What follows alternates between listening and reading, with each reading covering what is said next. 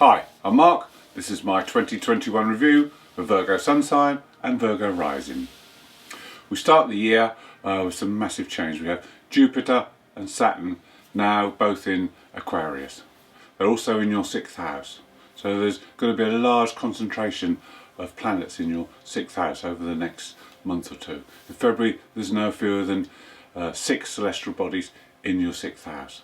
So this is going to put a very heavy influence around your daily routines, your health, your diet, fitness, all those areas you'll be wanting to examine. There's a lot of energy around this area, so you'll want to use it and work with it.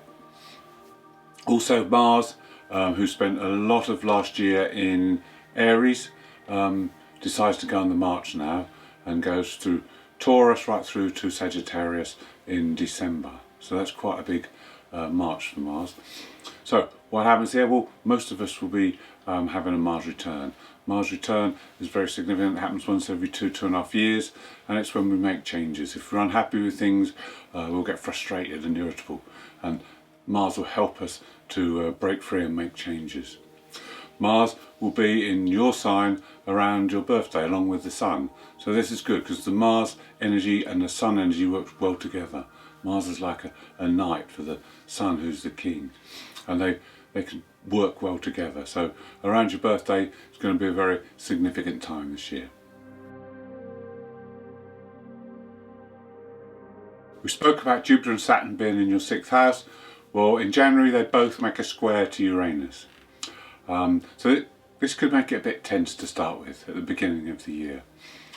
Jupiter wants to force the change through, but Saturn wants to do it in a controlled manner, organised manner, with more limitation. So there's a bit of a dilemma there. So you need to work within the framework, within the structure. Yes, take the opportunities of Jupiter, but don't push forward too quickly.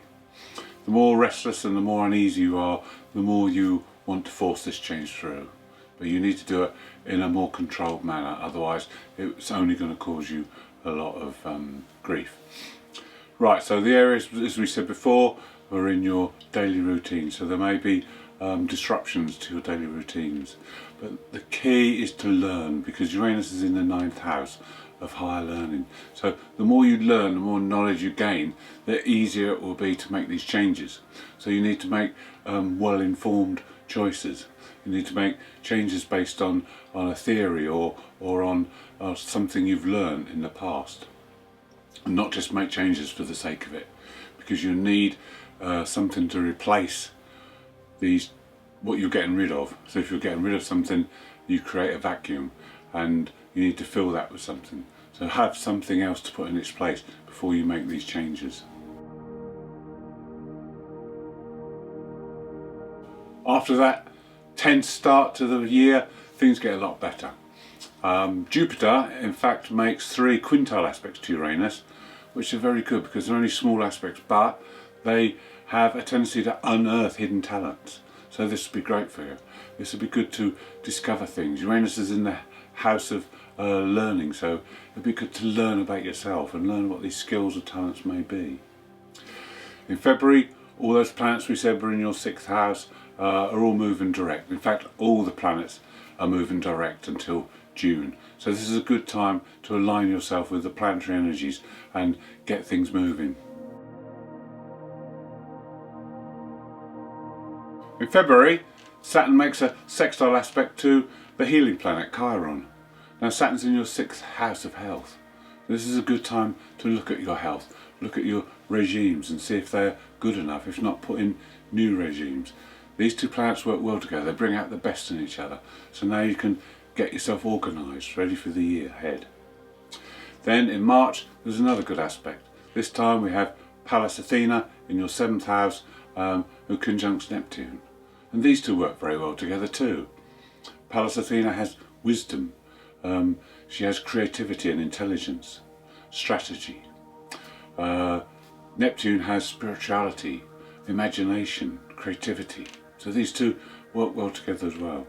Now you can get insights into relationships. You can see patterns forming in relationships. You can gain a lot of knowledge here. You can also be knowledgeable. You can help other people. You can maybe counsel other people. Maybe this is a good time to do a counselling course if you've ever been interested in that work. At the end of May, beginning of June, it's a very exciting time because we have a lunar eclipse in May and a solar eclipse in June, and these both occur in your 10th house. This is the 10th house of destiny. This is your path forward. The first one at the end of May is a lunar eclipse. This one affects your 10th and 4th house. The moon is in your 4th house, conjunct the south node. So this is all about your past and where you've come from. This is what we have to learn from. The sun is in your 10th house and conjunct the north node. This is all about new things, new ideas happening. This lunar eclipse belongs to the Saras 5 South series, and this series brings new and creative ideas. It brings good news. So this is great. This is great for your way forward now. This could shine a light on where you need to be going. Then in the June solar eclipse, this is also in your 10th house, and this happens to square the Neptune Pallas conjunction I talked about earlier. So here we have wisdom combining with creativity and imagination all coming together with this eclipse. So this could be a great sign. This eclipse relates to insights. This relates to hunches. So anything you feel around this time, you need to act upon. There's only one word of caution. The same time as the eclipse, Mars is making an opposition to Pluto. And when Mars opposes Pluto, it can be very tense. There can be struggles. Accidents can happen. So just stay calm. Concentrate. Don't let things take you away, because some of the other aspects are quite in your head. They're quite airy-fairy, because Neptune puts a fog around things sometimes. So just stay concentrated and you'll be fine. In July, the black moon Lilith moves into your 10th house and Gemini. Wherever she is, she casts a shadow. She represents our shadow side. And the shadow she casts in Gemini is that of acceptance.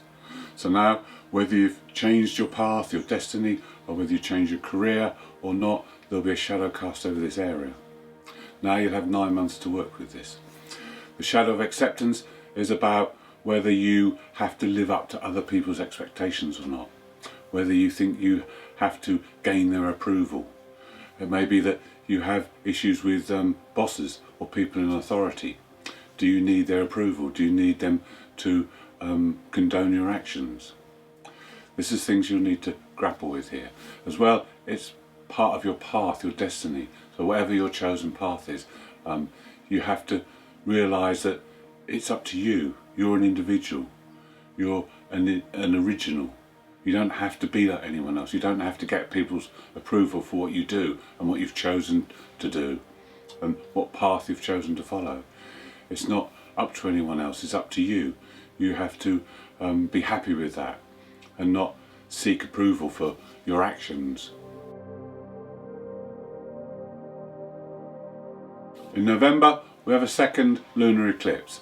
It's of the same cycle as the one in May, so it's a similar feel to it. But this time, it's in your 9th and 3rd house. The moon is in the 9th house conjunct the north node. So again, there's a destined feel to this. You will intuitively feel that which direction you need to go in. If you haven't already changed, this will help you. The sun and the moon, who are opposed, make a square to Jupiter. Jupiter will bring opportunities now. And the moon in the 9th house will give ideas about travel. There'll be opportunities to learn things. There'll be maybe different cultures to learn about, or you may want to change your beliefs to fit the direction you're going in now. In December, we have a second solar eclipse.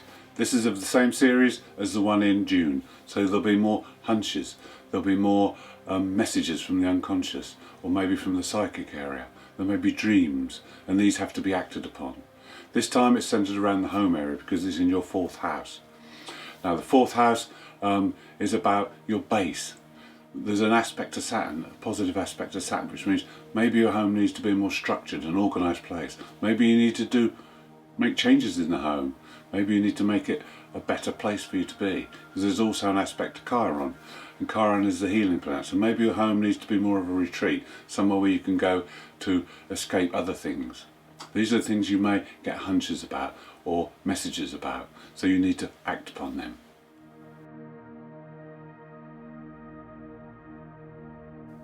Thank you for watching my review of 2021. I hope you enjoyed it. If you'd like more information, more detail, please tune in to my monthly forecasts.